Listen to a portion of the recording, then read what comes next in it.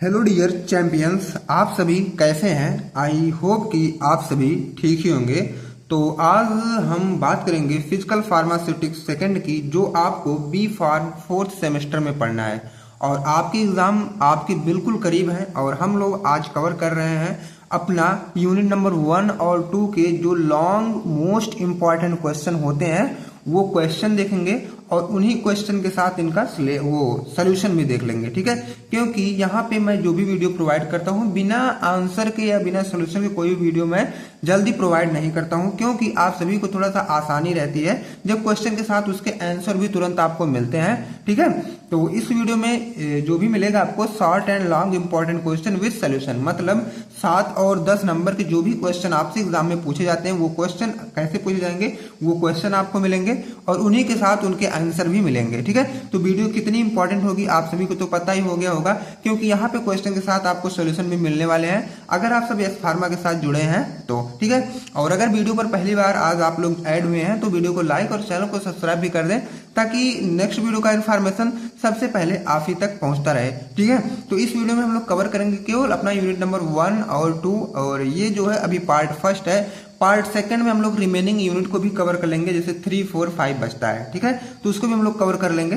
तो सबसे पहले वीडियो स्टार्ट होने से पहले आप सभी का बहुत बहुत स्वागत है अपने यूट्यूब चैनल एस फार्मा पे। ठीक है, तो चलिए हम लोग क्वेश्चन को स्टार्ट करते हैं बिना लेट किए, क्योंकि एग्जाम आपका बिल्कुल आपके करीब है और कम समय में बहुत सारी चीजें हमको पढ़नी है और अच्छे मार्क्स भी लाने हैं। ठीक है, इतना बात आप लोग अपने माइंड में सेट कर लीजिए कि अच्छे मार्क्स से पास होना है। पास होना बहुत बड़ी बात थोड़ा ना है, लेकिन अच्छे मार्क्स से पास होइए, बस वो बातें हैं। ठीक है, अब जो क्वेश्चन नंबर फर्स्ट हमारा आता है, define colloidal dispersion, right about the optical kinetic and electrical properties of colloidal dispersion. ठीक है, यहाँ पे सबसे पहले हमको बता देना है कि ये कोलाइडल डिस्पर्जन होते क्या है। ओवरऑल कहने का मतलब ये है कि सबसे पहले कोलाइडल डिस्पर्जन की डिफिनीशन हमको बता देनी है। ठीक है, उसके बाद जो इसी में फिर दूसरा क्वेश्चन पूछा गया है, right about the optical kinetic and electrical properties of colloidal dispersion. अब देखो ये क्वेश्चन धीरे धीरे लेंदी होता चला गया। सबसे पहले अगर स्पेसिफिक या अकेले में पूछा जाएगा तो कोलाइडल डिस्पर्जन, तो ये 2 मार्क्स का होगा, इतना आप सभी का तो क्लियर ही है ना। अब जब उसी के साथ पूछा जाएगा right about the optical kinetic and electrical property of colloidal dispersion, तो इतना कॉमन सेंस आपको है कि जब इतना लॉन्ग क्वेश्चन है तो जाहिर सी बात है 10 नंबर में तो जरूर पूछेगा, 10 नहीं तो 7। अगर इसमें से कोई एक स्पेसिफिक पूछता है तो 2 नंबर का। ठीक है, इतना आपका क्लियर हुआ। अब उसके बाद हम लोग इसके जो भी है सोल्यूशन देख लेते हैं। ठीक है, क्योंकि यहाँ पे मैं ऑलरेडी आपको बताया हूँ कि यहाँ पे जो भी आपको वीडियो एंड क्वेश्चन मिलेंगे विदाउट सोल्यूशन कुछ भी नहीं मिलने वाले हैं, और यहाँ पे जो नोट्स वगैरह हैं विदाउट एनी चार्ज यहाँ पे मिलते हैं। ठीक है, तो आप लोग जल्द से जल्द आप लोग व्हाट्सएप ग्रुप और टेलीग्राम ग्रुप वो भी ज्वाइन कर लीजिएगा, जिसका लिंक आपको इसी वीडियो को डिस्क्रिप्शन बॉक्स में ही मिलेगा। ठीक है, अब सबसे पहले हम समझेंगे ये कोलाइडल डिस्पर्जन होता क्या है। ठीक है, क्योंकि कोलाइडल डिस्पर्जन सबसे पहला हमारा यही हेडिंग था कि कोलाइडल डिस्पर्जन हम किसे कहेंगे, पहले उसी का ही डिफिनेशन लिखना था। तो कोलाइडल डिस्पर्जन हमको बता देना है, उसके बाद आगे की चीजें जो भी है तब हम उसको जानेंगे। ठीक है, अब कोलाइडल डिस्पर्जन का मतलब ये है, जैसे हम लोग सॉल्यूट और सॉल्वेंट जरूर पढ़े रहे होंगे इसके पहले, जैसे मैं तो पढ़ाया था, अब आप लोग पढ़े हैं कि नहीं पढ़े हैं वो आपके ऊपर डिपेंड है। ठीक है, अब चलो देखो, आई होप कि आप सभी का क्लियर है कि सॉल्यूट सॉल्वेंट सोल्यूशन क्या होता है। जैसे मान लो ये कोई कंटेनर है ना, अब ये कोई कंटेनर है, इसमें हमारा सॉल्यूट ऐड रहेगा और सॉल्वेंट ऐड रहेंगे। ठीक है, सॉल्यूट सॉल्वेंट जब ऐड होंगे तब जाके हमारा सोल्यूशन बनेगा। अब इसी में क्या करना है, हमको पढ़ना है कोलाइडल डिस्पर्जन। ठीक है, अब मान लो सॉल्वेंट में जो हम सॉल्यूट ऐड किए हैं, सॉल्वेंट का मतलब होता है ओवरऑल वाटर मान लो। ठीक है, ये सॉल्वेंट हमारा वाटर हो गया। जब इसी सॉल्वेंट में हम लोग कोई सॉल्यूट ऐड कर रहे हैं, मान लो वो सॉल्यूट हम लोग आयल ऐड कर दिए, सॉरी आयल नहीं ऐड करना है यहाँ पे, इसमें मान लो हम लोग ऐड कर दिए सैंड ऐड कर दिए। ठीक है, सैंड का मतलब इसमें हम लोग बालू को ऐड कर दिए, तो बालू इसमें तो ये डिसॉल्व होगा नहीं। ठीक है, डिसॉल्व जब होगा नहीं तो सोल्यूशन नहीं बनेगा। अब ये बालू क्या करेंगे, या तो इसके बॉटम में या तो इसके पूरे सॉल्वेंट हमारे ऐसे ये फैले हुए रहेंगे। ठीक है, तो ये जो बालू इसमें पड़े हैं इनके कुछ पार्टिकल साइज भी रहे होंगे। ठीक है, तो यही है, इन्हीं को हम लोग बोलते हैं कोलाइडल डिस्पर्जन। कोलाइडल डिस्पर्जन कहने का मतलब ये है कि एक फेज पे दूसरा फेज जाके उसी पे ये तैरता रहता है, या तो फैल जाता है या तो उसी में जाके मतलब अपना स्पेस वो सेलेक्ट कर लेते हैं। ठीक है। अब आपको आई हो कि समझ में आया होगा। आप लोग जब ये पढ़ेंगे थियरी ना तो और क्लियर हो जाएगा। एक colloidal dispersion is a mixture, ये कोलाइडल डिस्पर्जन हमारा एक मिक्सचर होता है in which very small particles of one substance are evenly spread throughout another substance. इसमें क्या है कि जो एक सबस्टेंस हमारा पहला वाला सबस्टेंस रहता है वो दूसरे सबस्टेंस पे वो फैला हुआ होता है। But the particles do not completely dissolve, लेकिन जो वो फैले हुए हैं इस पे वो जो पार्टिकल्स हैं वो पूरी तरीके से इसमें डिजॉल्व नहीं हो पाते हैं। ठीक है, इतनी बात आप लोग माइंड में रखिएगा।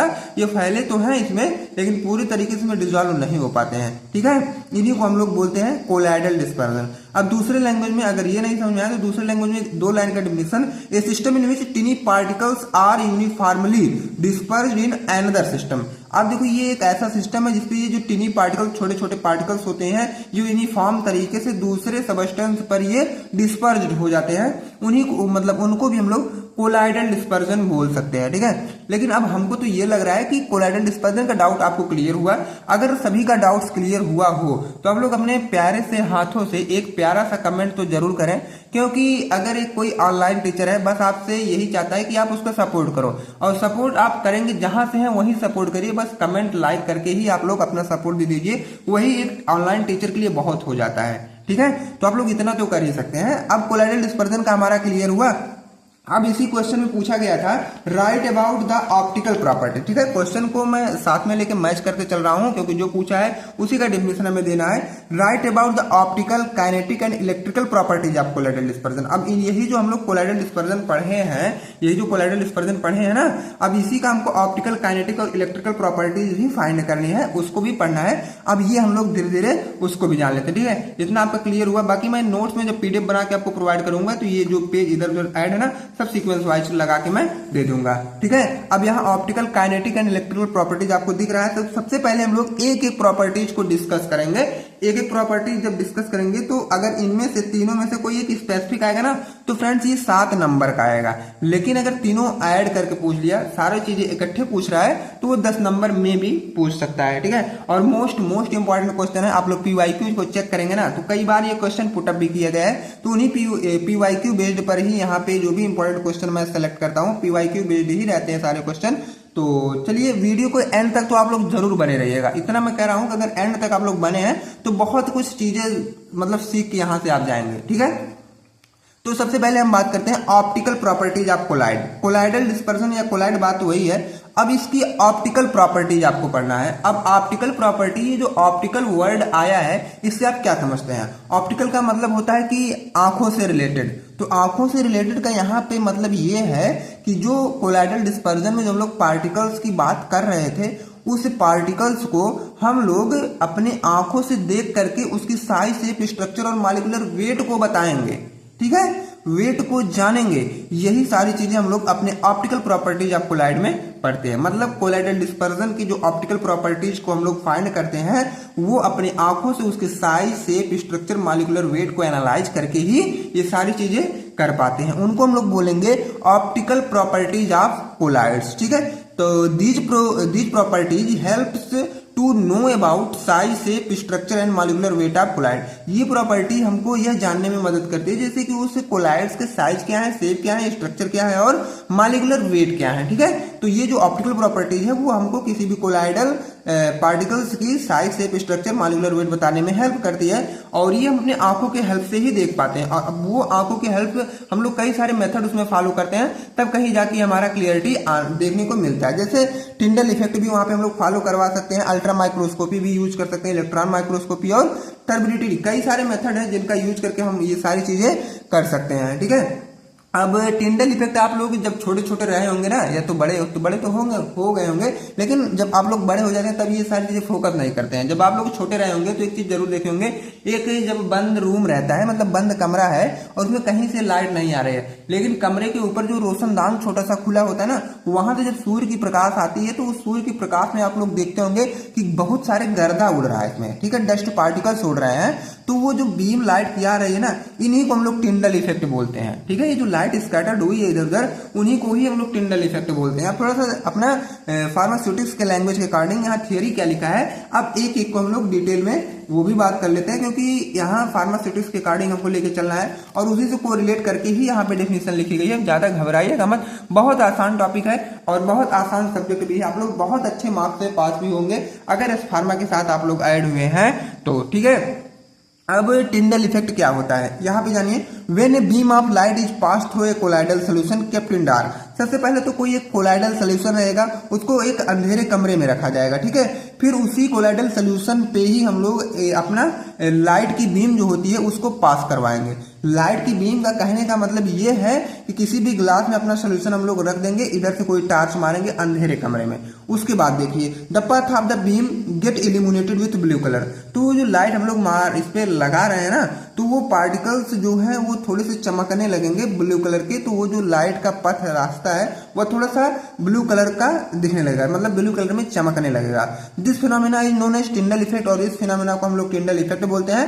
And the path is known as Tyndall concentration, और इस पथ को हम लोग क्या बोलते हैं, टिंडल कंसंट्रेशन, ठीक है। इतना आपका क्लियर हुआ। उसके बाद थर्ड पॉइंट क्या है, the Tyndall effect is due to scattering of light by colloidal particle. अब देखो क्या है टिंडल इफेक्ट, ये क्यों होता है, जो लाइट स्कैटर हो रही है उसकी वजह से ये हो रहा है, और ये किस पे होता है, हमारे कोलाइडल पार्टिकल्स पे ही होते हैं, ठीक है। अब यहाँ पे टिंडल इफेक्ट का यहाँ पे बनाया गया है छोटा सा इमेज या स्ट्रक्चर, आप लोग जानिए। ये कोलाइडल डिस्पर्जन है और इसके पीछे डार्क बैकग्राउंड किया गया है, और यहाँ पे जब हम लोग लाइट या बीम ऑफ लाइट आ रही है ना, तो यहाँ पे जो भी है इसके स्ट्रक्चर शेप साइज ये इसी डार्क बैकग्राउंड पे बन जाते हैं, वहीं से हम लोग इसको एनालाइज कर लेते हैं। बहुत आसान था, आई होप कि आपको समझ में आया होगा। अगर नहीं भी समझ में आया तो बस कमेंट सेक्शन आपके लिए ओपन किया गया है, और आप लोग कमेंट करिए, हमसे अपना डाउट क्लियर कर लीजिए, और ठीक है।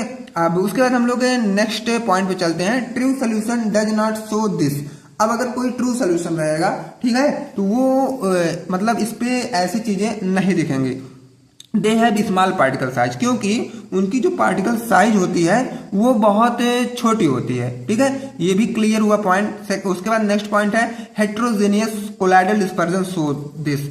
अगर हेट्रोजेनियस कोलाइडल डिस्पर्जन है तो ये कुछ इस तरह दिखेगा, लाइबोफोबिक में ज्यादा दिखेंगे स्ट्रक्चर और लायोफिलिक में कम दिखेंगे, मतलब कोई इफेक्ट वहां पे नहीं दिखेगा, ठीक है।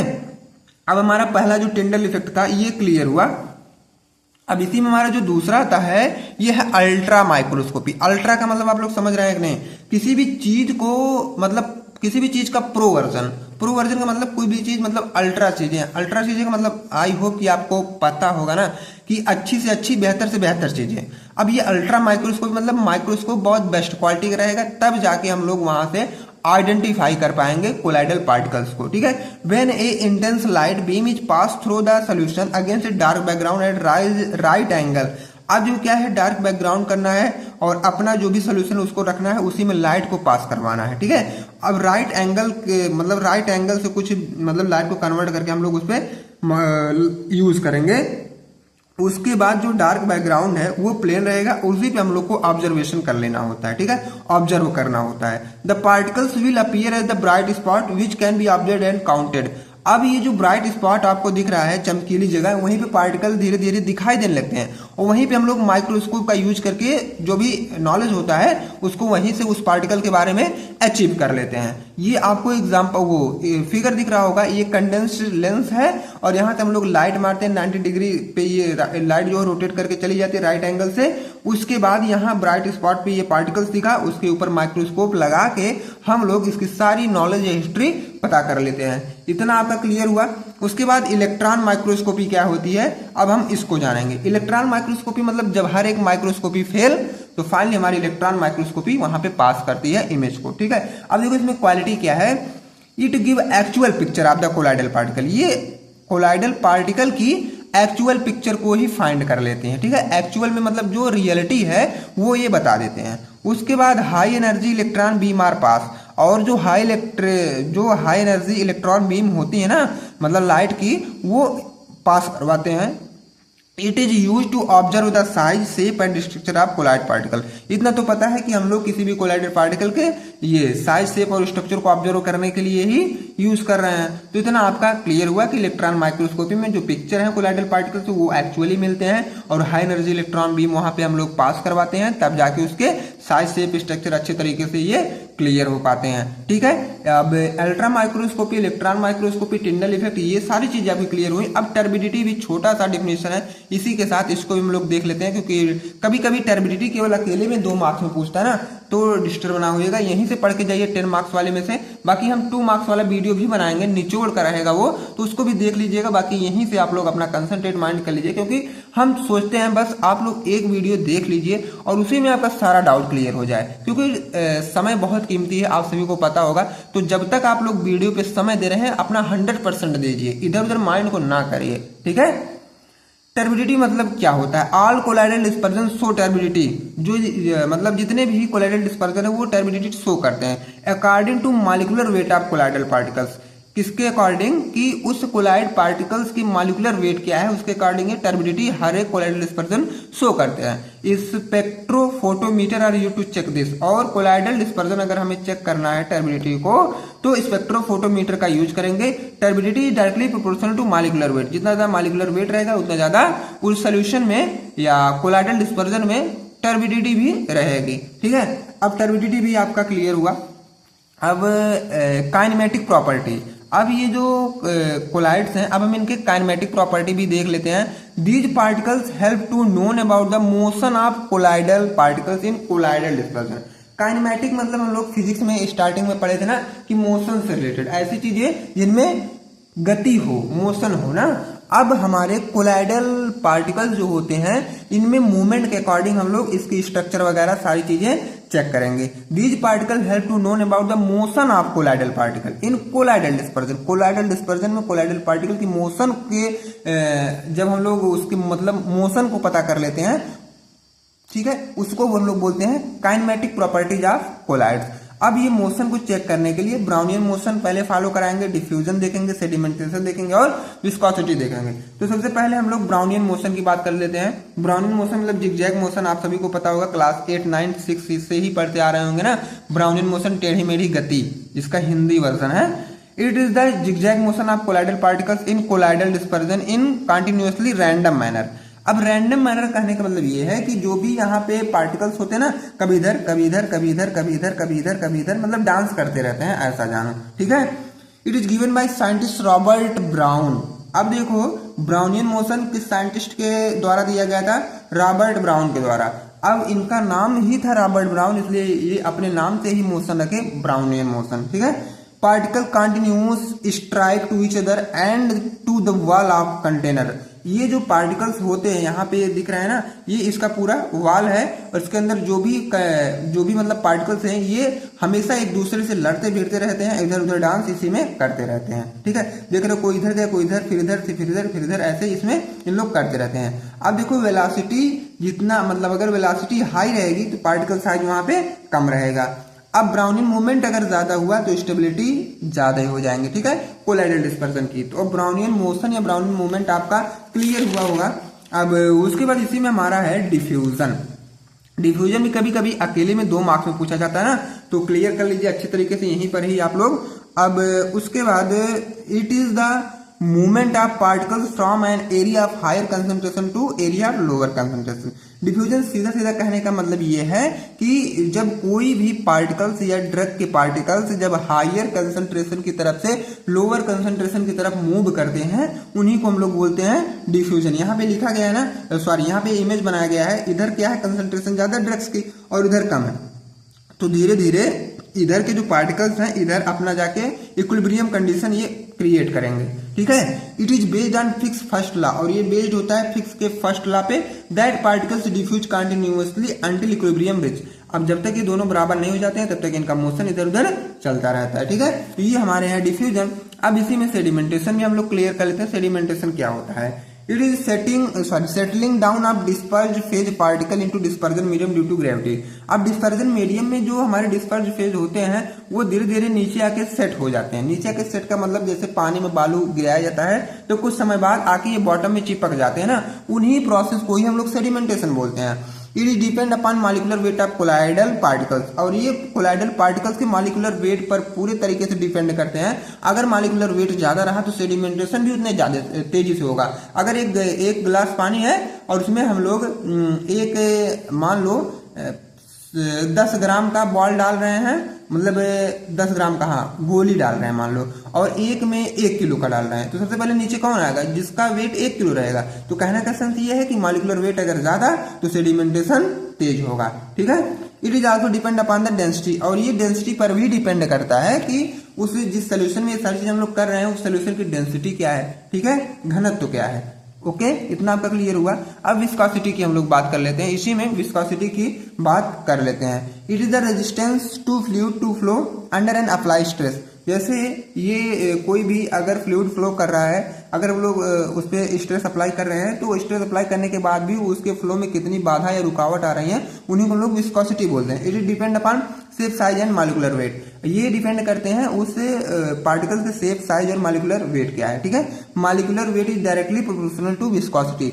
ठीक है, जितना ज्यादा मॉलिक्यूलर वेट होगा उतना ज्यादा कहीं देखा जाएगा विस्कोसिटी भी रहेगी, तो विस्कोसिटी जितना ज्यादा रहेगी तो उतना ज्यादा मॉलिक्यूलर वेट भी रहेगा। ठीक है, इतना आपका क्लियर हुआ। अब फाइनली हमारा आ जाता है इलेक्ट्रिकल प्रॉपर्टीज ऑफ कोलाइड्स। ठीक है, ये कभी कभी क्या कई बार 7 मार्क्स में पूछ लिया जाता है कि इलेक्ट्रिकल प्रॉपर्टीज ऑफ कोलाइड, इस पे केवल एक स्पेसिफिक नोट लिखिए। मतलब कुछ क्वेश्चन इसी तरह से पूछ लिया जाएगा और उसका जो समरी निचोड़ रहेगा कि इलेक्ट्रिकल प्रॉपर्टी ही आपको लिखनी है। अब इलेक्ट्रोफोरेसिस पहला है और दूसरा इलेक्ट्रिकल डबल लेयर, दो ही है ही इसमें। तो सबसे पहले हम समझाएं आपको इलेक्ट्रोफोरेसिस का मतलब। इलेक्ट्रोफोरेसिस का मतलब ये है कि जब किसी भी सॉल्यूशन में हम लोग चार्ज प्रोवाइड करते हैं, मतलब इलेक्ट्रिक फील्ड प्रोवाइड करते हैं, तो उस सॉल्यूशन के जो भी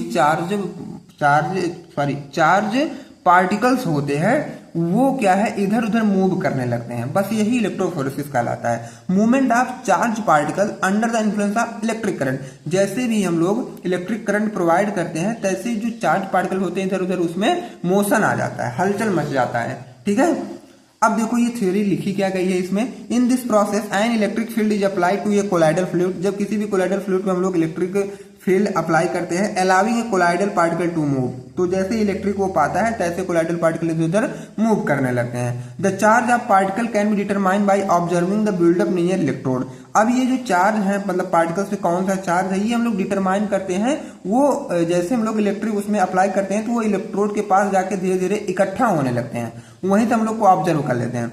if the particle are gather near positive electrode, अगर जो ये पार्टिकल्स हैं ये पॉजिटिव इलेक्ट्रोड के करीब में इकट्ठा हुए हैं, their charge negative and vice versa. ठीक है, अगर देखो तो जब ये पॉजिटिव के साथ है तो उनका जो चार्ज होगा नेगेटिव होगा, जाहिर सी बात प्लस माइनस का अट्रैक्शन, और 10 उसी का उल्टा, माइनस से प्लस, प्लस से माइनस। ठीक है, अब यहाँ पे एक इमेज बनाया गया है, यहाँ पे रिजर्वायर लगाया गया है। ठीक है, स्टॉप कॉक इसी में लगाया गया है, एनोड इधर, कैथोड इधर, इनिशियल लेवल यहीं से वाटर से हम लोग स्टार्ट करते हैं। ठीक है, तो जैसे इलेक्ट्रिक करंट इसमें फ्लो होता है तो माइनस वाले या तो प्लस की तरफ आने लगेंगे या तो प्लस वाले माइनस की तरफ जाने लगेंगे। इसी कोलाइडल सॉल्यूशन में ये सारी चीजें होती हैं। ठीक है, तो इलेक्ट्रोफोरेसिस आपका क्लियर हुआ। अब इलेक्ट्रिक डबल लेयर क्या होता है? इलेक्ट्रिक का डबल लेयर का मतलब ये है कि जब किसी चार्ज कण, ठीक है, देखा जाए किसी भी कोई भी चार्ज पार्टिकल्स के करीब में तो आसपास अपोजिट चार्ज की परत बन जाती है ना, तो उसी को हम लोग इलेक्ट्रिक डबल लेयर कहते हैं। बहुत आसान लैंग्वेज, आप जानिए कि जब किसी भी चार्ज पार्टिकल के आसपास अपोजिट चार्ज की परत बन जाती है तो उसे इलेक्ट्रिक डबल लेयर कहते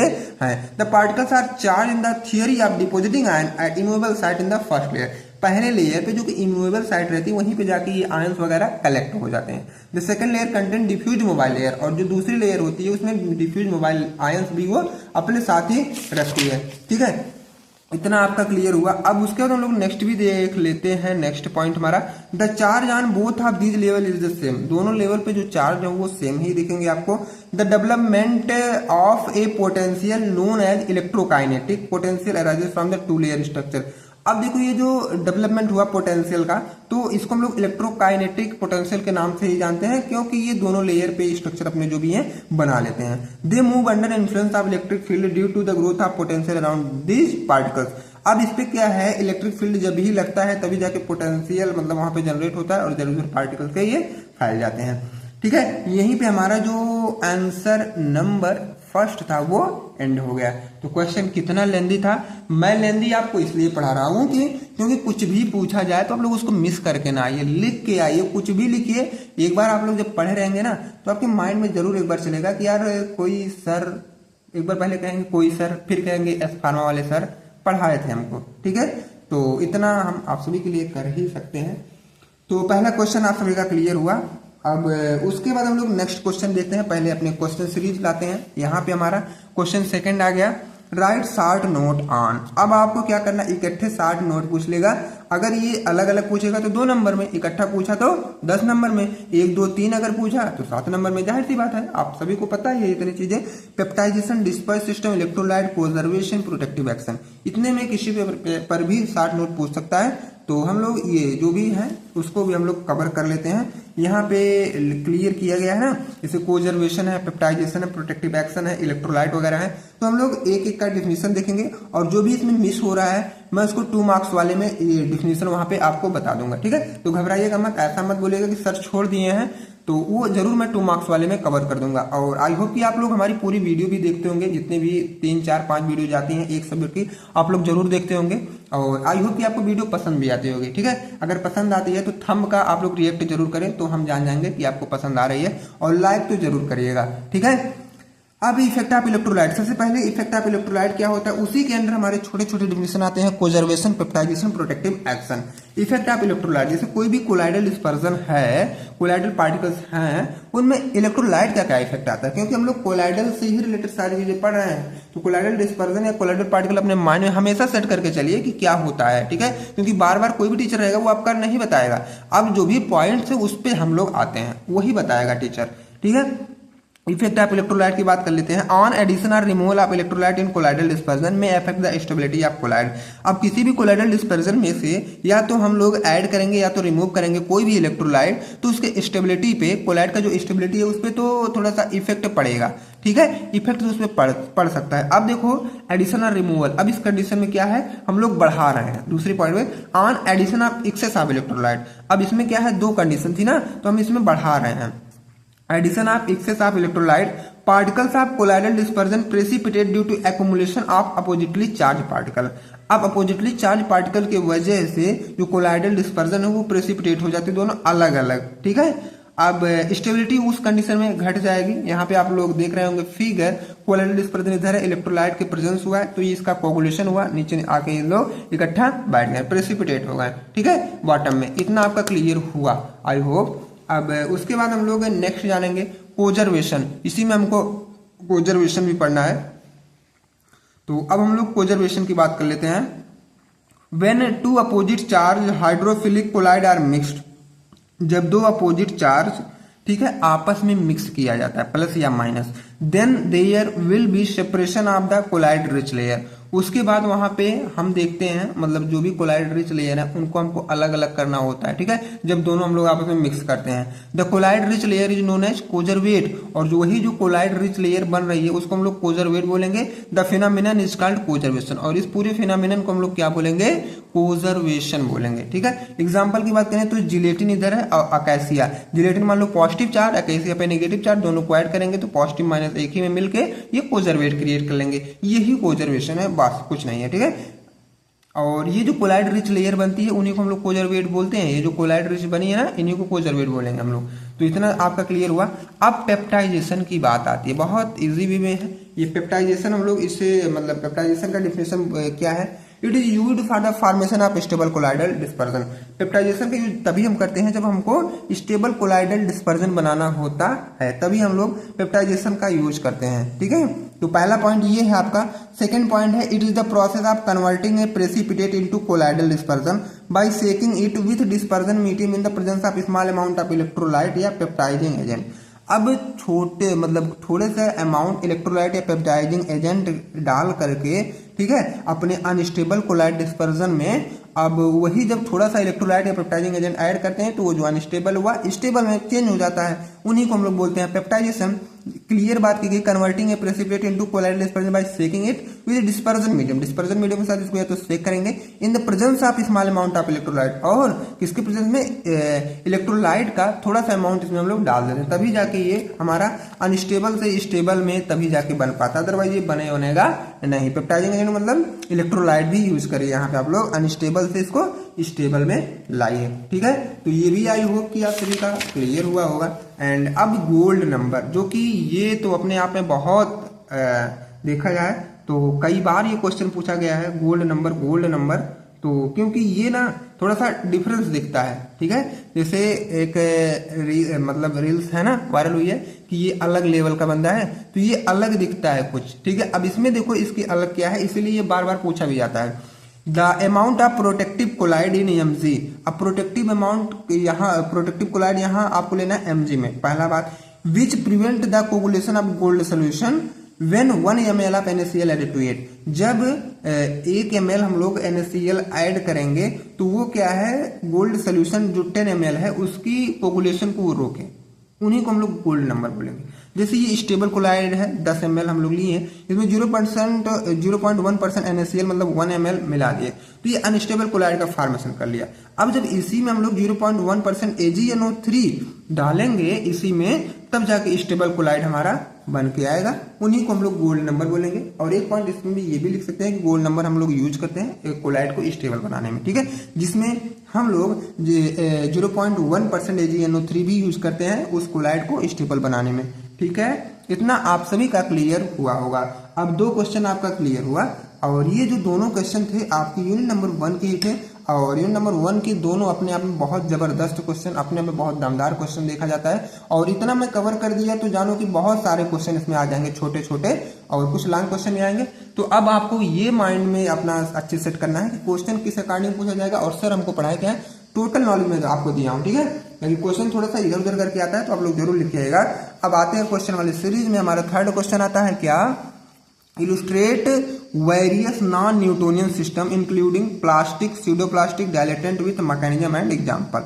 अब इसमें नॉन न्यूटोनियन सिस्टम हमको बताना है, जिसमें से प्लास्टिक, स्यूडोप्लास्टिक, डायलेटेंट का मैकेनिज्म के साथ, एग्जांपल के साथ ये सारी चीजें हमको कवर करनी है, ठीक है। तो चलिए, जैसे हम लोग इतना देखे, अब हम लोग अपने चलते हैं यूनिट नंबर 2 में। ये जो, क्योंकि ये जो क्वेश्चन है ना यूनिट नंबर 2 का ही है, न्यूटोनियन सिस्टम से लिया गया है, ठीक है। अब सबसे पहले तो ये क्लियर हम करेंगे कि न्यूटोनियन सिस्टम क्या होता है, उसके बाद इसके सब टाइप जो भी हैं, प्लास्टिक, स्यूडोप्लास्टिक, डायलेटेंट, ये सारी चीजें हम लोग कवर करेंगे, ठीक है। और ये 10 या 7 नंबर, या अगर इसमें से कोई स्पेसिफिक पूछेगा तो 2 नंबर का। अब देखो कितना आपका फायदा हो रहा है कि अगर आप लोग लॉन्ग वाला वीडियो कवर करते हैं तो इसमें 2 नंबर वाले ऑलरेडी आपके कवर हो जाते हैं, ठीक है। नॉन न्यूटोनियन सिस्टम ये क्या होता है, non Newtonian flow is a type of flow in which viscosity change when shear stress is apply. जब किसी भी फ्लो पे हम लोग शियर स्ट्रेस अप्लाई करेंगे तो उसकी विस्कोसिटी चेंज हो जाएगी, उन्हीं को हम लोग बोलते हैं non Newtonian system. It does not follow Newton's law of viscosity. ये क्लियर बात यहाँ पे आप लोग नोट करिए कि ये जो है न्यूटन लॉ ऑफ विस्कोसिटी को फॉलो नहीं करता है, ठीक है। इन दिस, इसमें क्या होता है, viscosity is not constant, viscosity आपकी कांस्टेंट नहीं रहेगी। विस्कोसिटी में इंक्रीज और decrease with applied force. Viscosity कब घटेगी या बढ़ेगी, जब उस पर आप शियर स्ट्रेस या अप्लाइड फोर्स मतलब फोर्स अप्लाई करेंगे तब, ठीक है। ये अगर 2 मार्क्स में पूछेगा तो इतना आप लोग लिख दीजिएगा, 2 नंबर बड़े आराम से पा जाएंगे, ठीक है। और मेनली इट इज 3 टाइप्स, जो कि इसमें क्वेश्चन में सेपरेट कर दिया गया कि इसके जो तीनों टाइप्स होते हैं इनको भी हमको एक्सप्लेन करने हैं। और कभी कभी नहीं पूछता है कि 10 नंबर में क्वेश्चन पुटअप करेगा, right detail about non Newtonian system. अब आपको क्या करना है, ऐसा नहीं करना है कि नॉन न्यूटोनियन सिस्टम का डिफिनीशन लिख के चले जाना है, उसके टाइप बता देना है। अब उसका डिफिनीशन अच्छे से लिखिए, टाइप कितने होते हैं उसको लिखिए, फिर क्या करना है, उस टाइप को भी डिटेल में मैकेनिज्म के साथ लिखना है, तब जाके कहीं 10 नंबर आप लोग अचीव कर पाएंगे, ठीक है।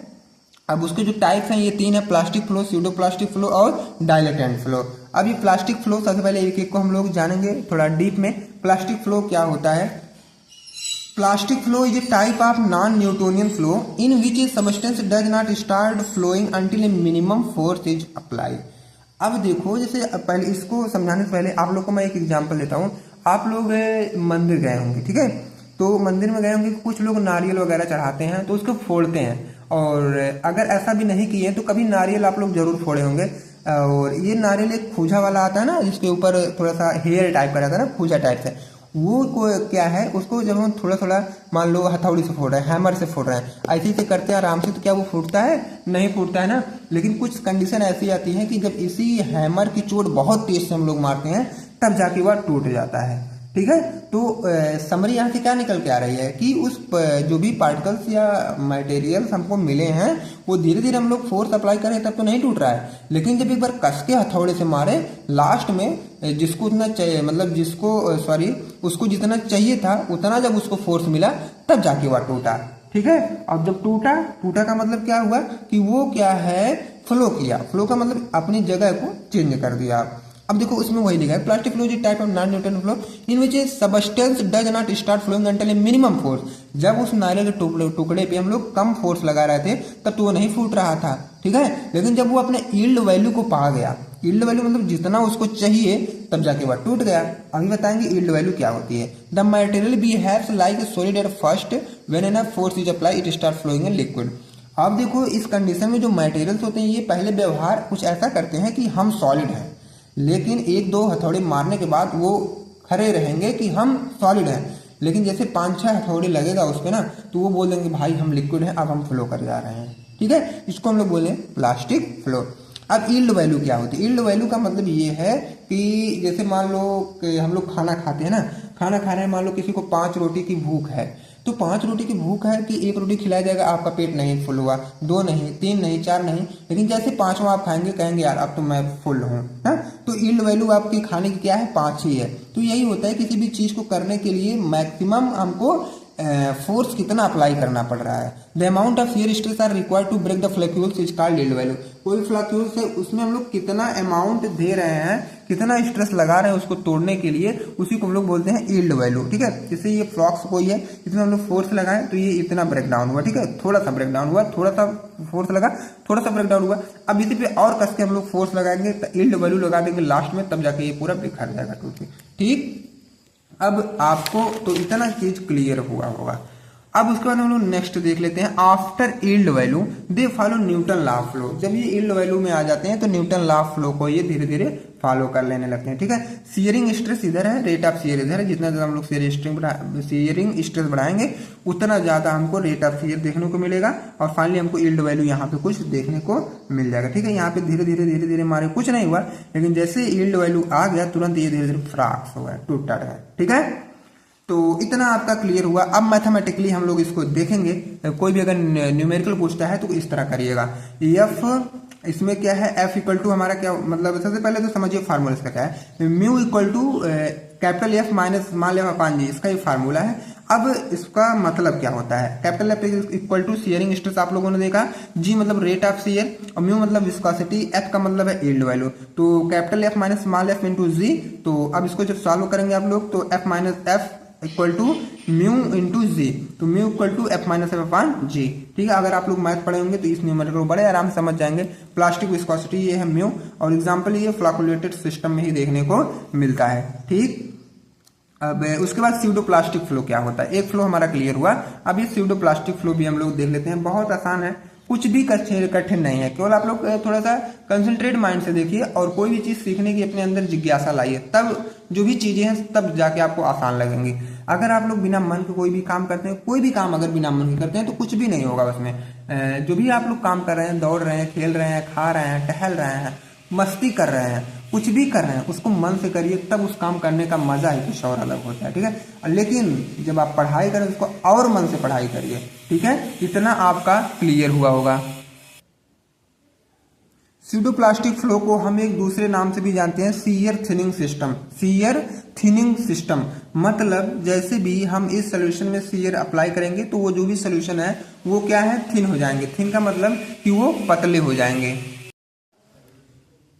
इन दिस फ्लो अब देखा जाए इस फ्लो में क्या होता है, viscosity decreases when we increase shear stress. यहाँ पे विस्कोसिटी घटती है जब हम लोग शियर स्ट्रेस बढ़ाते हैं। They are also change in rate of shear but not linear. यहाँ पे जो है रेट ऑफ शियर तो चेंज हो सकते हैं, लेकिन लिनियरिटी में कोई भी चेंजिंग यहाँ पे आपको नहीं दिखेगा। एग्जाम्पल की बात करें तो पॉलीमर HPMC और CMC, जैसे ये दो पॉलीमर हमारे HPMC और CMC। अब आपका स्यूडोप्लास्टिक फ्लो क्लियर हुआ होगा, क्योंकि स्यूडोप्लास्टिक फ्लो को हम लोग शियर थिनिंग सिस्टम भी बोलते हैं, और इस फ्लो में हमारा विस्कोसिटी घटती है जब हम लोग शियर स्ट्रेस को बढ़ाते हैं। ठीक है, अब यहाँ पे शियर स्ट्रेस ये है, ग्राफ बनाया गया है, रेट ऑफ शियर ये है, शियर स्ट्रेस हम लोग बढ़ा रहे हैं, रेट ऑफ शियर कुछ समय के लिए बढ़ा, फिर धीरे धीरे फिर ये डाउन हो जाएगा। ठीक है, तो इतना आपका क्लियर हुआ। अब उसके बाद हम लोग शियर स्ट्रेस, फिर एक एग्जांपल देखेंगे। शियर स्ट्रेस ये है, इस पे जब हम लोग कोई भी लिक्विड है या तो कोई मान लो इसके पहले आप लोगों ने एग्जांपल में ये देखा था HPMC और CMC। ठीक है, अब उसी पे हम लोग फोर्स या शियर स्ट्रेस अप्लाई किए तो ये वाटर पॉलीमर की तरह कुछ आपको देखने को मिला। अब इसी में हमको लास्ट पढ़ना था डायलेटेंट फ्लो। अब ये डायलेटेंट फ्लो क्या होता है उसकी बात हम लोग करें। Those fluid in which viscosity increases when we increase shear stress. यहाँ पे विस्कोसिटी बढ़ती है जब हम लोग शियर स्ट्रेस बढ़ाते हैं, क्लियर बात है। The material return to its state of fluidity when the shear is remove. लेकिन एक बात ये भी है कि जब हम लोग जिस मटेरियल पे शियर स्ट्रेस लगाए हैं, अगर वही शियर स्ट्रेस हटा देते हैं तो वह फिर मटेरियल वह उसी कंडीशन में रिटर्न आ जाता है। ठीक है, एग्जांपल की बात करें suspension which contain more than 50% deflocculated particle. ऐसे सस्पेंशन जो अपने साथ लगभग 50% डिफ्लॉकुलेटेड पार्टिकल्स रखते हैं, उन्हीं पे ये सारी कंडीशन हमको देखने को मिलती है। बाकी शियर स्ट्रेस का ग्राफ इधर बनाया गया है और रेट ऑफ शियर ये इधर, कुछ इस तरह ग्राफ ये हमारा बन के जाता है। अब यहाँ पे जो भी है एग्जाम्पल, इस पे हम लोग शियर स्ट्रेस अप्लाई किए तो ये particles branch up together and large wire develop and act as a solid. अब देखो क्या है, जो भी थे यहाँ पे पार्टिकल्स वो धीरे धीरे ब्रांचिंग करने लगे और एक ब्रांच से दूसरे ब्रांच के बीच में ज्यादातर जगह हमें देखने को मिली और वो कुछ सॉलिड की तरह अपना रूप रौला दिखाने लगे। इतना ही जानिए। ठीक है, तो डायलेटेंट फ्लो भी क्लियर हुआ हमारा। अब जो भी क्वेश्चन था, एक बार मैं क्वेश्चन से आपको मिलवा दूं। ये हमारा क्वेश्चन था थर्ड वाला, और थर्ड वाला भी आपका क्लियर हुआ। अब फोर्थ वाला, व्हाट इज थिक्जोट्रॉपी। ठीक है, थिक्जोट्रॉपी क्या होती है, write the definition of negative thixotropy and thixotropy in formulation. Thixotropy क्या होती है और नेगेटिव थिक्जोट्रॉपी क्या होती है और उसकी फार्मूलेशन वगैरह सारी चीजें क्या होती हैं, ये एक ही क्वेश्चन में पूछा गया। क्योंकि ये क्वेश्चन है यार थोड़े से लॉन्ग तो डिस्टर्ब ना होइएगा, बहुत ही आसान है ये। थिक्जोट्रॉपी की बात करें हम लोग, थिक्जोट्रॉपी की डिफिनेशन क्या है, it is made up of 2 words. देखा जाए तो थिक्जोट्रॉपी जो है 2 वर्ड से मिलकर बना हुआ होता है। एक थिक्सिस होता है, दूसरा वर्ड हमारा ट्रॉफी होता है। थिक्सिस का मतलब स्टीयरिंग या सेक, किसी भी चीज को स्टीयर करना या सेक करना। ठीक है, ट्रॉफी का मतलब होता है चेंज। जब आप किसी भी चीज में स्टीयरिंग या सेकिंग करेंगे तब उसमें कोई चेंजिंग देखने को मिलती है। इसी प्रोसेस को या तो इसी कंडीशन को हम लोग थिक्जोट्रॉपी बोलेंगे। जैसे केचप या पेंट वगैरह आता है ना, तो सभी लोग पहले ऐसे ऐसे करके उसको सेक करते हैं अच्छे तरीके से, तब जाके उसमें थोड़ी सी चेंजिंग आती है। और जैसे ही उस सेक को हम लोग सेक करना हटा देंगे तुरंत फिर वह बहुत मतलब टाइटली वो कंटेनर से चिपक जाएगा। तो इसमें क्या हमें क्लियर हो रहा है कि जब तक हम लोग शियर स्ट्रेस उस पर लगाए थे तब तक तो वह सही था, लेकिन जैसे शियर स्ट्रेस हटाया तब तो फिर से वह रिटर्न अपने पोजीशन पे आ गया। ठीक है, यही बातें थिक्जोट्रॉपी में हम लोग को जानना होता है कि thixotropy is property of some liquids in which the liquid become thin when we shake or stir it. अब देखो थिक्जोट्रॉपी में ऐसी होती है, ये अपने साथ ऐसी प्रॉपर्टी रखती है कि कुछ लिक्विड ऐसी होती है कि जिनमें हम लोग शियर स्ट्रेस या उसको स्टीयर कर रहे हैं लगातार तो वो लेस विस्कस हो जाएंगे। ठीक है, and become thick again when we keep it rest. लेकिन अगर जैसे ही हम उनको थोड़ा सा रेस्ट कंडीशन में छोड़ रहे हैं फिर वो अपने पुराने कंडीशन में आ जाएंगे। एग्जांपल सस्पेंशन और जल, जैसे ये जल है उसको हम लोग सेक कर रहे हैं तो वो सोल्यूशन बन गया। जैसे ही सेक हटा देंगे, सेक करना बंद करेंगे तो वो क्या है फिर जल में कन्वर्ट हो गया। पहले तो ये विस्कोसिटी यहाँ पे जल की बढ़ी थी, जब उसको सेक किया सोल्यूशन बना तो सोल्यूशन की विस्कोसिटी घट गई। ठीक है, अब फिर जैसे सेक जो हम लोग उसको कर रहे थे, जब उसको बंद कर दिया सेक करना तो विस्कोसिटी फिर उसकी बढ़ गई जब ये जल में हो गया, मतलब जेल बन गया ना। जैसे जेल वगैरह सभी लोग यूज भी करते होंगे, वही जेल की बात कीजिए। जैसे हेयर जेल आता है ना, सेट वेट, उसको आप लोग देखेंगे तो बहुत विस्कस रहता है। ठीक, इतना आपका क्लियर हुआ। अब थिक्जोट्रॉपी एंड स्यूडोप्लास्टिक सिस्टम, ये जो थिक्जोट्रॉपी होती है ये स्यूडोप्लास्टिक सिस्टम में ही होती है ज्यादातर। हिस्टेरेसिस लूप क्या होता है, it is the up and down curve of thixotropic system. Thixotropic system में देखेंगे जो ऊपर और नीचे का कर्व होता है उसको हम लोग हिस्टेरेसिस लूप बोलते हैं। क्या बोलेंगे, हिस्टेरेसिस लूप। ये रेट ऑफ शियर है, ये शियरिंग स्ट्रेस है, ये जो कर्व हमारे बन रहे हैं इन्हीं को हिस्टेरेसिस लूप बोलेंगे। यही लूप बना है, ये अप कर्व है और ये डाउन कर्व है। ठीक है, इतना आपका आई होप कि क्लियर हुआ होगा बहुत अच्छे तरीके से। अब इसी में हमें पढ़ना है नेगेटिव थिक्जोट्रॉपी क्या होता है, नेगेटिव थिक्जोट्रॉपी।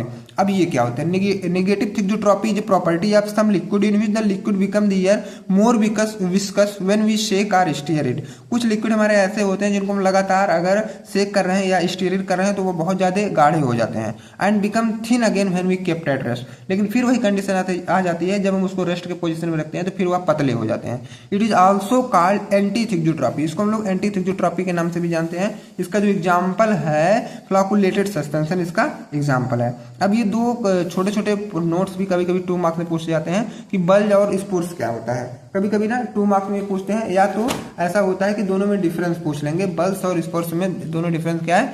अब बल्स का मतलब होता है बुलबुला, ठीक है, पानी में जो बुलबुले होते हैं ना उसको आप लोग जरूर देखेंगे। तो बल्स का मतलब होता है बुलबुला, और स्पोर्स का मतलब होता है कि ये बुलबुले जो कभी आप लोग पेंट को देखिएगा, पेंटर के पास जाइएगा जो पेंट करते हैं घरों में दीवारों में, जब पुट्टी घोरा जाता है ना तब वहां पे आपको दिखेगा कुछ इस तरह, आपको उसमें बुलबुले दिखाई देंगे कुछ इस तरह करके, इस तरह, तो इनको हम लोग स्पर्श बोलते हैं।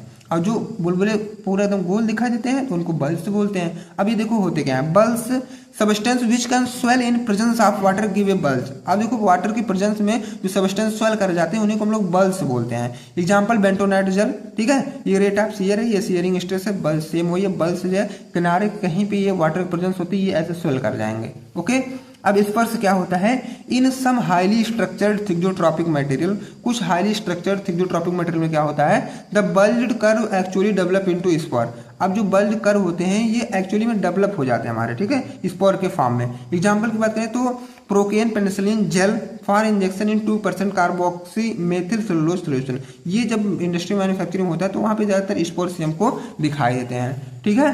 तो इस पर भी आपका क्लियर हुआ। अब फार्मुलेशन से हम लोग, एक क्वेश्चन हमारा फार्मुलेशन भी से पूछा गया था ना, अब ये थिक्जोट्रॉपी इन फार्मुलेशन में इसका क्या रोल है यहाँ पे, इसको हम लोग देख लेते हैं। A well formulated thixotropic suspension will not easily settle in the container. अगर कोई एक अच्छा थिक्जोट्रॉपिक सस्पेंशन है तो वह कंटेनर में अच्छे तरीके से मतलब आराम से सेटल नहीं होगा, and it will become fluid by shaking and easy to dispense. तो उसके साथ हम लोग एक फ्लूइड देते हैं और उसका यूज करके उसको शेक करके तब जाके डिस्पेंस करवाते हैं, ठीक है।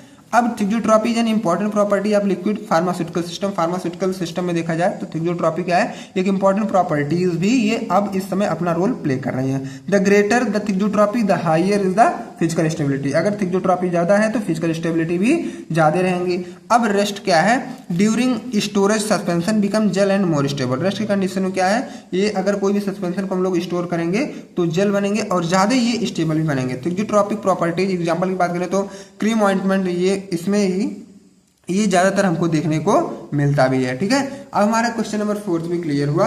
अब यहीं पे जो हमारा लास्ट क्वेश्चन बनता है और मोस्ट इंपॉर्टेंट क्वेश्चन जो हमारा लास्ट में ये है कि सीरीज आप देखेंगे तो सीरीज में जो हमारा लास्ट क्वेश्चन है, define the method of determination of viscosity. Define the method of determination of viscosity, ये तो आपको पता होगा कितना इंपॉर्टेंट क्वेश्चन है। 7 या 10 नंबर में 100% ये डन है। आप लोग कहीं नोट्स भी कर लीजिएगा कि सर बोले थे डन वाला क्वेश्चन, तो ये 100% आएगा, क्योंकि यार एनालाइज किया हूं ना, कई बार ये क्वेश्चन पूछा, 7 में या तो 10 में कहीं ना कहीं ये जरूर पूछेगा, ठीक है। Capillary viscometer, falling sphere viscometer और रोटेशनल विस्कोमीटर, तीनों में से कोई एक तो जरूर पूछेगा, इतना तो कन्फर्म है। तो हम तीनों आपको बता देते हैं, जो पूछेगा वही लिख के आएगा। अगर 10 नंबर पूछा 3, 2, 1 कुछ भी पूछेगा लिख के आइए, मिस मत करिएगा, ठीक है। अब डिटर्मिनेशन ऑफ विस्कोसिटी, ये क्वेश्चन सॉल्व होने जा रहा है यहाँ से। कैपिलरी विस्कोमीटर है, फॉलिंग स्फीयर विस्कोमीटर और रोटेशनल विस्कोमीटर है, ठीक है। अब इसकी जो विस्कोसिटी की हम लोग बात करें, विस्कोसिटी क्या होता है, it is an expression of the resistance of a fluid to flow under applied stress. जब मतलब कोई भी लिक्विड है उसमें हम लोग स्ट्रेस अप्लाई कर रहे हैं उसको फ्लो करवाने के लिए, लेकिन उसमें जो रुकावट आ रही है, ठीक है, उसको फ्लो करवाने में जो रुकावट आ रही है उसको हम लोग विस्कोसिटी बोलेंगे। Higher the viscosity greater resistance, अगर जितना ज्यादा वो विस्कस है उतना ज्यादा रुकावट भी उसमें आएगी, ठीक है। जितना भी गाढ़े लिक्विड रहेंगे उतना वो धीरे धीरे देखा जाए तो वो फ्लो करेंगे, ठीक है। अब हमको 3 मेथड इसमें देखना है, कैपिलरी विस्कोमीटर और फॉलिंग स्फीयर और लास्ट वन हमारा रोटेशनल।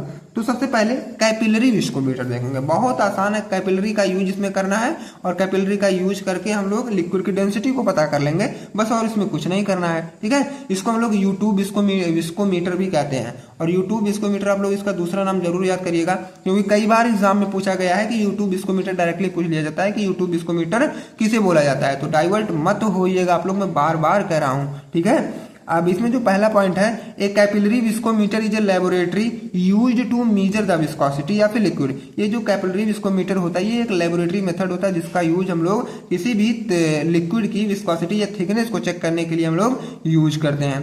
इन दिस इंस्ट्रूमेंट में क्या होता है, the liquid flow through a very thin tube called a capillary. इसमें क्या है, लिक्विड जो फ्लो होता है बहुत एक छोटे से थिन की हेल्प से, जिसको हम लोग कैपिलरी बोलते हैं। And the time taken for the liquid to flow is measured, और जो टाइम वो फ्लो करने में लिक्विड लगा रहा है उस कैपिलरी की हेल्प से उसी टाइम को हम लोग मेजर करके डेंसिटी या विस्कोसिटी या थिकनेस को उस लिक्विड का हम लोग चेक कर लेते हैं। बहुत ही आसान है, ये बहुत आसान है। अभी मैं इसका कंस्ट्रक्शन वर्किंग समझाऊंगा तो और आपको आसान लगेगा। ये कंस्ट्रक्शन इसका है और इसी कंस्ट्रक्शन में लोग थोड़ा सा वर्किंग देख लेते हैं। जैसे मान लो कोई आपका है ना यूट्यूब विस्कोमीटर या कैपिलरी विस्कोमीटर, ये पूरा यहाँ पे इंस्टॉल्ड हुआ है।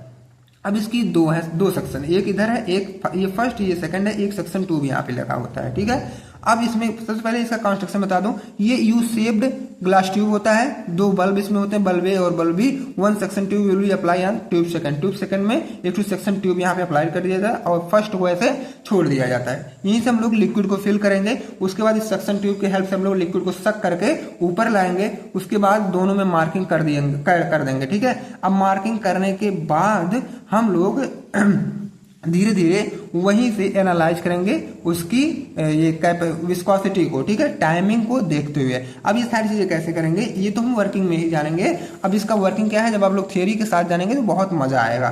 The liquid is filled into the viscometer, जो भी लिक्विड है सबसे पहले हमको विस्कोमीटर में फिल कर लेना होता है, ठीक है। The liquid is drawn up to the upper mark using suction, और सक्शन का यूज करके लिक्विड को ऊपर तक खींच के ले जाना है। Then it is allowed to flow the capillary tube, उसके बाद धीरे धीरे उसको छोड़िए तब जाके कैपिलरी ट्यूब में वो फ्लो करे। अब अलाउ कर दीजिए। The time taken for the liquid to flow mark A to mark B is measured using a stopwatch.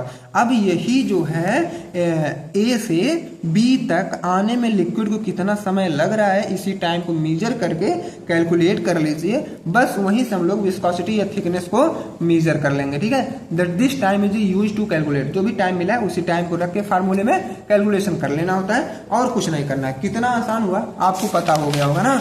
अब यहाँ पे फार्मूले की मैं बात कर लूँ, नहीं तो आप बोलेंगे सर फार्मूला नहीं बताएं, किस फार्मूले में हमको रखना है। यहाँ पे फार्मूला है η1 अपान η2 इक्वल टू ρ1 + 1 ρ2 + 2, ये इसके फार्मूला है। जहाँ पे η equal to viscosity of test liquid और η2 equal to viscosity of standard liquid और ρ1 equal to density of test liquid और T1 equal to time taken by test liquid, ρ2 equal to density of standard liquid, T2 equal to time taken by standard liquid, ठीक है, from mark A to B. यहीं से हम लोग formula रखते हुए धीरे धीरे सारी चीजें फाइंड कर लेंगे, ठीक है। कितना आसान था आप सभी को पता हो गया। अब आ गया हमारा दूसरा फॉलिंग स्फीयर विस्कोमीटर। अब ये फॉलिंग स्फीयर विस्कोमीटर जैसे नाम से पता चल रहा है ना, जैसे वो यूट्यूब के नाम से था, ये फॉलिंग स्फीयर, जैसे कोई भी बॉल्स रहेगा तो हम लोग क्या करेंगे, किसी भी लिक्विड में उसको फॉल करवाएंगे और वही बॉल बताएगा कि ये लिक्विड कितनी विस्कस है। अब ये कैसे बताएगा इसको जानेंगे हम लोग। A falling sphere viscometer is an instrument used to measure the viscosity of liquid by observing the speed of a small ball falling through a liquid. किसी भी लिक्विड में जब हम लोग छोटा सा बॉल उसको में इंसर्ट करवाएंगे तो उसी बॉल के हेल्प से ही हमको उस लिक्विड की डेंसिटी पता चलेगी, ठीक है। और कैसे पता चलेगी, अगर वो बॉल क्या है बॉटम तक बहुत तेजी से चला गया, ठीक है। अपने माइंड में एक फिगर बना लीजिए, माइंड में ना बनाइए, हम बना दे रहे हैं, ठीक है। जैसे ये कोई हमारा लिक्विड है, इसमें वाटर है और इसमें शहद रखा गया है, ठीक है। इसमें हम लोग 1 रुपए का सिक्का डाल रहे हैं, ये वाटर वाला है। वाटर में 1 रुपए का सिक्का डाले तो फटाक से नीचे आ गया, स्पीड बहुत ज्यादा थी। लेकिन अगर ये शहद है, शहद में हम लोग 1 रुपए का सिक्का जो डाल रहे हैं तो ये शहद तो बहुत गाढ़ा होता है, धीरे धीरे धीरे धीरे धीरे सिक्का आके नीचे आएगा ना। तो फॉलिंग स्फीयर विस्कोमीटर में तो ये हमको ये इसकी स्पीड से क्या लगा, सिक्के की स्पीड से क्या लगा कि गाढ़ा कौन है, हमारा शहद ही ज्यादा गाढ़ा है, ठीक है। क्योंकि स्पीड यहाँ पे सिक्के की कम थी और यहाँ पे स्पीड ज्यादा थी। जिसकी स्पीड ज्यादा है उसकी विस्कोसिटी कम, इसकी स्पीड कम, उसकी विस्कोसिटी ज्यादा। If the ball fall slowly, अगर जो बॉल है वो धीरे धीरे आ रहे हैं, द लिक्विड है हाई विस्कोसिटी, तो लिक्विड की विस्कोसिटी ज्यादा है। If the ball fall quickly, अगर बॉल बहुत तेजी से गिर रहा है तो उसकी विस्कोसिटी बहुत कम है। यहाँ तक आपका क्लियर हुआ। अब प्रिंसिपल की हम लोग बात कर लेते हैं। It works on stroke law, जो ये इनमें प्रिंसिपल जो भी हैं ये स्ट्रोक लॉ पे पूरा अपना वर्क करते हैं, ठीक है। अभी आप कहेंगे सर स्ट्रोक लॉ क्या है। स्ट्रोक लॉ का कहने का सेंस ये है, the resistance offered by liquid to the movement of particle is called stroke law. ठीक है, अब देखो स्ट्रोक लॉ तो चलेगा, अब आपको मेन फोकस यहाँ पे करना है। व्हेन ए स्मॉल स्फीयर या ball fall through a liquid, जब कोई भी छोटा बॉल हम किसी भी लिक्विड में फॉल करवाते हैं, गिराते हैं, it's falling velocity depend on viscosity of the liquid. तो इसकी जो फॉलिंग वेलोसिटी ये डिपेंड करती है उस लिक्विड के विस्कोसिटी पे। ठीक है, बहुत क्लियर बात यहाँ पे मैं जो भी बता रहा हूँ बहुत क्लियर है। ठीक है, अब उसके बाद नेक्स्ट पॉइंट क्या है, by measuring the time taken by the ball to fall is certain distance the viscosity can be calculated. मैं वही बताया कि जितने भी टाइम में वो बॉल आ रही है उसी टाइम को हमको कैलकुलेट करके विस्कोसिटी को चेक कर लेना होता है। अब ये कंस्ट्रक्शन से अभी आपका बहुत अच्छे से क्लियर हो जाएगा। ये कंस्ट्रक्शन है, यहाँ पे ये बॉल लटका दिया गया है। ठीक है, ये विस्कस लिक्विड पूरा फिल कर दिया गया है, इसमें वाटर है, चारों तरफ कांस्टेंट टेम्परेचर बात है, ये सैंपल ट्यूब ये सब इंसर्ट करवाए गए। इसी बॉल को हम लोग यहाँ पे गिराते हैं और विस्कोसिटी इसी को चेक कर लेते हैं। ठीक है, कि बॉल कितना धीरे धीरे हमारे लिक्विड में पूरा के बॉटम तक आ रहा है। तो टाइमिंग हम लोग नोट करके स्टॉप वॉच से फाइनली फाइंड कर लेते हैं। इसकी कंस्ट्रक्शन हम लोग देख लेते हैं। ए falling sphere viscometer consist of a glass tube filled with liquid. एक ग्लास ट्यूब होता है जो कि लिक्विड से भरा होता है। ठीक है, ए स्मॉल मेटल और ग्लास बॉल, एक स्मॉल मेटल या ग्लास का बॉल होता है जो कि स्फीयर के फॉर्म में होता है, यहाँ पे लगाया गया है। 2 marks on the tube to measure distance. अब उसी ट्यूब पे 2 मार्क कहीं लगा देंगे डिस्टेंस को मेजर करने के लिए, और स्टॉप वॉच का यूज करके हम लोग उस टाइमिंग को मेजर कर लेंगे बस। अब इसमें वर्किंग की हम लोग बात करें, इसमें वर्किंग क्या है, the tube is filled with the test liquid. जो ट्यूब होंगे वो टेस्ट लिक्विड है, उसमें भर दिया जाएगा सबसे पहले, मतलब जिसकी हमको वो विस्कोसिटी चेक करनी है उसी को टेस्ट लिक्विड बोला जाएगा। A small sphere is drop into the liquid. उसके बाद एक स्मॉल जो गोला बाल था ना मेटल या ग्लास का, उसको उसमें इंसर्ट करवाया जाएगा। The ball start falling due to gravity. तो जो बाल्स होते हैं वो ग्रेविटी की वजह से धीरे धीरे नीचे आना शुरू करेंगे। The time taken by the ball to move between 2 marks is measured. अब दोनों मार्क के बीच में कितने समय में बॉल से नीचे आ रहे हैं उसी टाइम को हम लोग मेजर करेंगे, और यूजिंग दिस टाइम, उसी टाइम का यूज करके the velocity of the liquid is calculated. तो वो लिक्विड की वेलोसिटी को हम लोग उसी टाइम की हेल्प से कैलकुलेट कर लेंगे। बहुत आसान है ये सब। अब यहाँ पे फार्मूले की हम लोग बात करें, यहाँ पे फार्मूला क्या है, फार्मूला इक्वल टू यहाँ पे eta equal to T into S B minus S F into B. अब यहाँ पे eta equal to viscosity of test liquid की viscosity, T equal to time taken by ball to fall down, कितना time लगा ball को fall होने में, S B equal to specific gravity of ball, S F equal to specific gravity of liquid, B equal to constant होते हैं। ठीक है, ये अब हम रोटेशनल विस्कोमीटर की बात करते हैं। रोटेशनल विस्कोमीटर होते क्या है, a rotational viscometer is an instrument used to measure the viscosity of liquid. A rotational viscometer एक ऐसे इंस्ट्रूमेंट होते हैं जिसका यूज हम लोग करते हैं किसी भी लिक्विड की विस्कोसिटी को चेक करने के लिए, और कि सेमी सॉलिड का भी कभी कभी मतलब वहां पे सैंपल हो सकता है, उसकी विस्कोसिटी भी हम लोग चेक कर सकते हैं। और किसकी हेल्प से, bye rotating spindle inside liquid. उस लिक्विड में हम लोग स्पेंडल को रोटेट करवाते हैं। ठीक है, अब देखो रोटेट स्पेंडल, मान लो ये लिक्विड है, दोनों में रखा गया है, अब एक स्पेंडल इसमें एक स्पेंडल इसमें, इसका स्पेंडल बहुत तेजी से चल रहा है और इसका स्पेंडल स्लो चल रहा है। तो गाढ़ा लिक्विड कौन होगा, जिसका स्लो चल रहा है, जिसका स्लो चल रहा है ना वो लिक्विड गाढ़ा होगा, मतलब वो ही ज्यादा विस्कस होगा। ठीक है, समझ में आया। जैसे इसमें हम लोग कोई भी स्पेंडल चला रहे हैं तो यार जाहिर सी बात है जब ये लिक्विड गाढ़ा रहेगा तो धीरे धीरे हम लोग इसको सेक कर पाएंगे, लेकिन अगर ये हल्का है तो बहुत तेजी से करेंगे। प्रिंसिपल इसका क्या है, द टॉर्क मतलब resistance required to rotate a spindle in the liquid directly related to viscosity of that liquid. वही बात है कि जितना मतलब कितना टॉर्क को घुमाने में कितना रेजिस्टेंस लग रहा है। ठीक है, उसी को हम लोग मतलब ये जो इसका प्रिंसिपल है उसी पे पूरा बेस्ड है, related to viscosity of that liquid. ठीक है, अब यहाँ पे देखिए, if the liquid is thick, अगर लिक्विड जो है थिक है, more force is needed to rotate spindle. अब यहाँ पे क्लियर हुआ, अगर लिक्विड ज्यादा थिक है, ज्यादा गाढ़े हैं, तो ज्यादा फोर्स भी हमको स्पिंडल को रोटेट करने में लगाना पड़ेगा। ठीक है, अब हम इनके कंस्ट्रक्शन की बात कर लेते हैं। कंस्ट्रक्शन इनका यहाँ पे मोटर लगेंगे, स्पिंडल लगेंगे, कंटेनर रहेगा, डिजिटल डिस्प्ले रहेगा।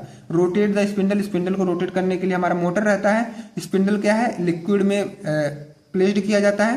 कंटेनर क्या है, लिक्विड सैंपल फिल करने के लिए। डिजिटल डिस्प्ले जो है वो विस्कोसिटी वैल्यू को चेक कराता है। ये प्लेट है, ये रोटेटिंग कोन है जो कि यही रोटेट करता है, इसी से मतलब यही पूरा डिपेंड करता है विस्कोसिटी को मेजर करने के लिए। इसकी वर्किंग की हम लोग बात कर लेते हैं। वर्किंग बहुत आसान है। The liquid sample is place in a container, जो लिक्विड का सैंपल उसको हम लोग कंटेनर में रखेंगे, प्लेस करवाएंगे। A spindle is immerse in a liquid, वो जो स्पिंडल रहेगा उस लिक्विड में इसको इमर्ज करवाएंगे। The motor rotate the spindle at a fix speed, और मोटर की स्पीड को हम लोग फिक्स करेंगे ताकि स्पिंडल फिक्स स्पीड पे रोटेट हो सके। The resistance offered by the liquid is measured, और जो टॉर्क के हेल्प से जो रेजिस्टेंस दिख रहा है हमको उसी पे हम लोग उसको मेजर कर लेंगे। The resistance is converted into viscosity value, उसके बाद जो रेजिस्टेंस दिख रहा है वो कन्वर्ट हम लोग कर लेंगे विस्कोसिटी में, ठीक है, और वहीं से हम लोग वैल्यू को फाइंड कर लेंगे। यहीं पे फार्मूला रखेंगे eta equal to K into T upon V, where eta equal to viscosity of test liquid, T equal to torque, V मतलब हमारा आरपीएम, के मतलब कांस्टेंट, ठीक है। तो यहीं पे आपका जो भी है इंपॉर्टेंट क्वेश्चन वाले सीरीज यूनिट 1 और 2 के वह एंड हो गए हैं। बाकी यहाँ तक आपका डाउट तो आई होप कि सभी का क्लियर हुआ होगा। अगर किसी का नहीं भी है तो कमेंट सेक्शन में आप लोग जो भी डाउट्स होंगे वो डायरेक्टली हमसे पूछ सकते हैं। और ये भी हमारा पार्ट 1 था, पार्ट 2 जल्द ही मैं आप सभी को प्रोवाइड करूंगा, थोड़ा सा वेट करिए, जल्द ही मैं आपको प्रोवाइड करूंगा, ठीक है। तो फ्रेंड्स मिलते हैं अब इसी पार्ट 2 के साथ, ठीक है। और अभी इनके हमारे गेस्ट पेपर वगैरह है ना, सारी चीजें भी बची हैं, 2 मार्क्स वगैरह बचा है ना, तो ये सारी चीजें हम लोग जल्द से जल्द कवर कर लेंगे। तो फ्रेंड्स मिलते हैं हम लोग नेक्स्ट वीडियो में। Thanks for watching this video.